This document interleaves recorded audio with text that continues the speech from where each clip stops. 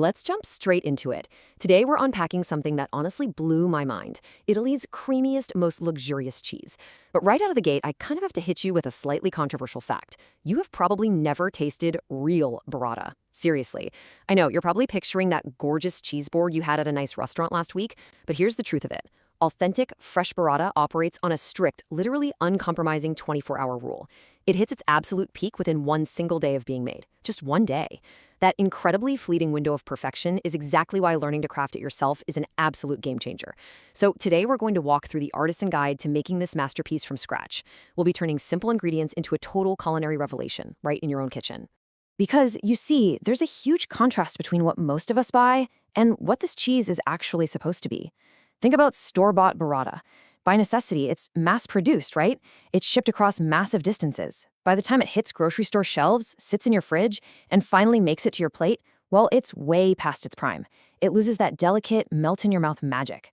But on the flip side, authentic, fresh burrata, especially the homemade kind we're diving into today, delivers this creamy, almost euphoric experience that mass-produced versions just cannot touch.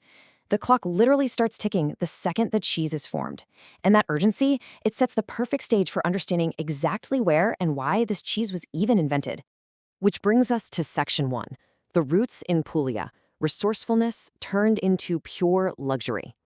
To really get burrata, we gotta travel back to the early 20th century. Specifically, we're heading to the sun-drenched region of Puglia down in southern Italy.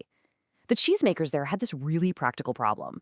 Basically, what do they do with all the leftover mozzarella curds and fresh cream from their daily production? In that time and place, wasting precious dairy was completely out of the question. No way. So, their ingenious solution? They took a thin pouch of mozzarella and literally stuffed it with those leftovers. Just like that, they created a cheese unlike any other. They called it burrata, which actually comes from the Italian word burro, meaning butter. And let me tell you, it's a super fitting name for an impossibly rich texture that practically dissolves on your tongue. It's the ultimate story of turning humble scraps into an absolute luxury. Moving on to Section 2, Anatomy of the cheese, more than meets the eye. Okay, so at first glance, a ball of burrata looks practically identical to your standard ball of fresh mozzarella. It's got that same smooth, white, kind of glossy exterior. But here's the secret. That seemingly simple exterior is actually a masterful illusion. It's a sturdy little vessel designed exclusively to protect a flowing, hidden treasure inside. And that treasure is called stracciatella. Now, you might be thinking of the gelato flavor, but actually, scratch that. In the cheese-making world, stracciatella refers to the specific, silky, creamy center. You make it by taking thin, torn strands of mozzarella, literally shredding the cheese by hand, and binding them together with rich, fresh cream. Just imagine that for a second. The slight chew of fine mozzarella ribbons swimming in a pool of thick, sweet cream. That right there, that's the true heart of burrata. Nailing that filling perfectly is absolutely crucial to mastering the whole craft. All right, Section 3, the artisan's method and how you can make it at home. Believe it or not, crafting this at home only relies on a surprisingly simple handful of ingredients. You need fresh mozzarella curd, that's your foundational building block. Then, heavy cream and whole milk for that luxurious filling we just talked about. Throw in some non-iodized salt for flavor, and, surprisingly enough, hot water. Now, obviously not for making tea. That hot water is specifically used to heat the curd, physically changing its structure so it can be melted, stretched, and shaped. With just these humble ingredients and the right technique, you're all set to create 4 beautiful burrata balls. So let's walk through this incredible hands-on process together. Step 1, you prepare the stracciatella filling. You shred that mozzarella and mix it up with the cream until it's perfectly silky. Step 2 is where the real magic happens, stretching the mozzarella. You use that hot water to heat up the tough curds until it magically transforms. It becomes soft, elastic, and super glossy. You stretch it, fold it, stretch it again. Then, in Step 3, you flatten out that stretched cheese to form a little pouch, generously fill it with your room-temperature stracciatella, and carefully seal up the top so you don't lose that delicate shape. For Step 4, you immediately drop it into lightly salted cold water for just a few minutes. This shocks the cheese and helps lock its form in place. And finally, Step 5, you serve it fresh. Boom. It's a rapid, deeply satisfying process from start to finish. Let's hit Section 4, preserving the craft by avoiding common pitfalls. Like any artisan craft, the line between a perfectly flowing burrata and, well, a tough, rubbery ball of dairy is super thin. It really all comes down to temperature and timing. For instance, if your water is way too hot or if you overwork the cheese, the consequence is disastrous. Your mozzarella becomes tough instead of soft and stretchy. Then there's the filling. If your stracciatella is straight out of the fridge, it's going to instantly drop the temperature of your warm mozzarella pouch. What happens then?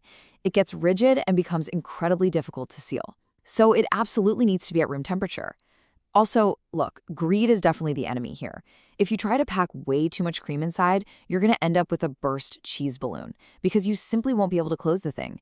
And lastly, waiting too long to eat it, that leads to a total loss of that peak freshness we've been harping on. Seriously, immediate consumption is just as vital as the stretching technique itself. Which leads us nicely into Section 5, the Puglian philosophy and the tasting experience.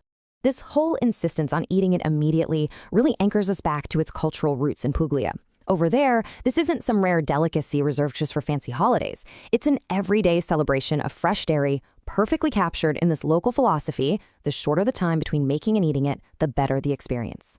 I mean, just think about that sensory experience for a moment. You've handcrafted this delicate outer shell, you set it gently on a plate, you take a knife and slice it open. The very moment that blade pierces the soft mozzarella, the center just flows outward, releasing all that creamy, rich stracciatella.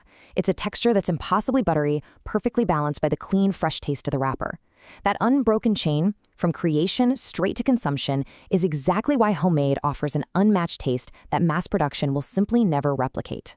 So, we've covered the history, the science, the technique, and the philosophy. Now it's your turn. I want you to imagine you've just pulled your perfectly sealed, freshly chilled burrata right out of its cold water bath. The clock is ticking on that precious 24-hour window. How are you going to serve it? Because while the cheese itself is undeniably the star of the show, the supporting cast of flavors can elevate the whole shebang to an entirely new level. The absolute classic way to enjoy this is to keep things simple. We're talking a generous drizzle of really high-quality extra virgin olive oil, topped off with flaky sea salt and freshly cracked black pepper. From there, the sky's the limit. You can pair it with bright cherry tomatoes and fresh basil, tear off a piece of crusty rustic Italian bread to scoop up all that flowing cream. You could lay it over a crisp fresh salad, or, my personal favorite, frown a hot pizza with it right as it comes out of the oven. The possibilities are honestly beautiful in their simplicity. Look, I really hope this explainer has shown you that creating a world-class luxury right in your own kitchen isn't just possible, it's this profound, tactile way to connect with culinary history. So I'll leave you with this final thought. What other mass-produced foods sitting in your fridge right now are hiding a vibrant artisan history just waiting to be recreated by your own two hands? Keep exploring, keep cooking, and definitely keep tasting the world.